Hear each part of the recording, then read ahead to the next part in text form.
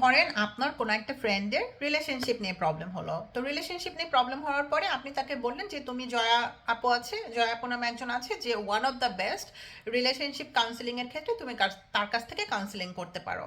তো আপনার এই কমেন্টটা শুনে আমার কি খুশি হওয়া উচিত, যেহেতু আপনি আমাকে ওয়ান অফ দ্য বেস্ট বলেছেন? বাট আমি খুশি হতে পারি নাই, কারণ হচ্ছে আপনি আমাকে ওয়ান অফ দ্য বেস্ট বলেছেন, বাট আমি মনে করি I am the only one in terms of relationship counselling. এই যে I am the only one in terms of relationship counselling, এটাই হচ্ছে কনফিডেন্স। ঠিক আছে, এখন অনলি ওয়ান এবং বেস্ট এটার মধ্যে একটু তফাৎ আছে। আমি যখন best, one of the best, তখন দেয়ার আর আদার পিপল, তারা এই রিলেশনশিপ কাউন্সিলিংয়ের কথা যদি বলি যে তারাও রিলেশনশিপ কাউন্সিলিং করে।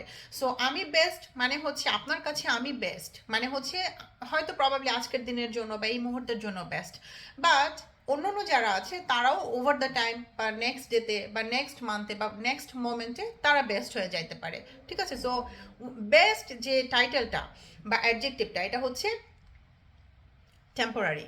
ঠিক আছে, আর I am the only one, I am the only one হচ্ছে পার্মানেন্ট।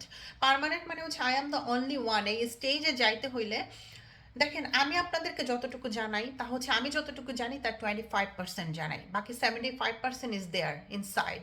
তার মানে হচ্ছে I am the only one এই স্টেজে যাইতে গেলে আমার সেলফ স্টাডি, আমার লার্নিং, আমার সেই স্ট্যাবিলিটি, আমার সেই একই একই লেভেলে অবস্থান করার যে বিষয়টা, এই জায়গা এই ফ্লোটাকে মেনটেন করতে হয়। এই ফ্লোটাকে মেনটেন করলেই তখন বলা যায় I am the only one. এখন আপনি আমাকে বললেন যে ও শি ইজ দ্য বেস্ট, বা আমি যদি নিজেকে বলি যে I am the best, no, I am the only one, এই যে I am the only one mentality, এটাই হচ্ছে কনফিডেন্স। ঠিক আছে, সেলফ এস্টিম কি? সেলফ এস্টিম হচ্ছে ধরেন আল্লাহ না করুক পৃথিবীর কোনো কিছু গ্যারান্টেড না, আমার এই বিজনেসটা আছে and I am doing really great, আলহামদুলিল্লাহ I am doing great, but what if একটা সার্টেন টাইমের পরে আমার বিজনেস সামহাও আর ওয়ার্কআউট করলো না, হ্যাঁ সামহাও আর ওয়ার্কআউট করলো না, তো তখন কি হবে? যদি আমার সেলফ এস্টিম কম থাকে তখন আমি মনে করব যে আমার যেহেতু বিজনেসটা ছিল, আমি যেহেতু কাউন্সিলিং অনেক ভালো করছিলাম, এই ও তখন আমার নিজেকে মনে হবে যে ও I was somebody else, I was somebody, কারণ আই ওয়াজ ডুইং গ্রেট, আমি কাউন্সিলিংয়ে ভালো করছিলাম। বাট যেহেতু আমার কাউন্সিলিং বিজনেসে ধস নামছে, তার মানে হচ্ছে আম নো বডি নাও।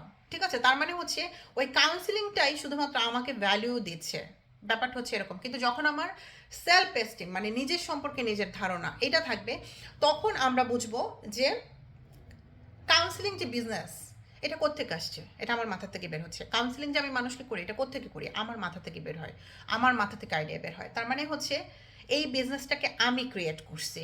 তো এই বিজনেসটা যদি আল্লাহ না করুক কোনো দিন চলে যায়, আই উইল স্টার্ট এগেন, কারণ ব্রেন তো আমার রয়ে গেছে। আমি যদি সুস্থ স্বাভাবিক থাকি, I can start again, I can restart. ঠিক আছে, তো বিষয়টা হচ্ছে এরকম যে কাউন্সিলিং বিজনেসটা আমাকে গ্লোরিফাই করে না, বরং কাউন্সিলিং তো অনেকেই করে, কিন্তু কাউন্সিলিংকে আমি গ্লোরিফাই করেছি, ইটস মি। সো এটা হচ্ছে আমার নিজের সম্পর্কে নিজের ধারণা। তাই আপনার নিজের সম্পর্কে নিজের যে ধারণা বা আমাদের নিজের সম্পর্কে নিজেদের যে ধারণা, এটাই হচ্ছে সেলফ এস্টিম। তার মানে হচ্ছে কাউন্সিলিংয়ে আই এম ডুইং গ্রেট, বা আমি যদি মনে করি যে I am the only one in terms of relationship counselling, তার মানে হচ্ছে এটা হচ্ছে কনফিডেন্স। ঠিক আছে, বাট কোনোদিন যদি আমার এই কাউন্সিলিং বিজনেসটা চলে যায়, still I will be somebody. কেন? কারণ এই বিজনেসটা আমার মাথা থেকে বের হয়েছে, এবং আমার যদি কখনো এই বিজনেসটা ধস নামে, আমি এগেইন আমার মাথা থেকে কিছু একটা বের হবে, সেটা কাউন্সিলিং বের হোক বা অন্য যে কোনো কিছু বের হোক, কারণ ইটস অল অ্যাবাউট আইডিয়া। এই পৃথিবীটা চলে আইডিয়া দিয়ে। সো এই আইডিয়াটা আমার মাথা থেকে বের হয়েছে। এরকম কাউন্সিলিং হাজার হাজার মানুষ করতেছে, কিন্তু আমার যে কাউন্সিলিং বিজনেস সেটা আমার মাথা থেকে বের হয়েছে।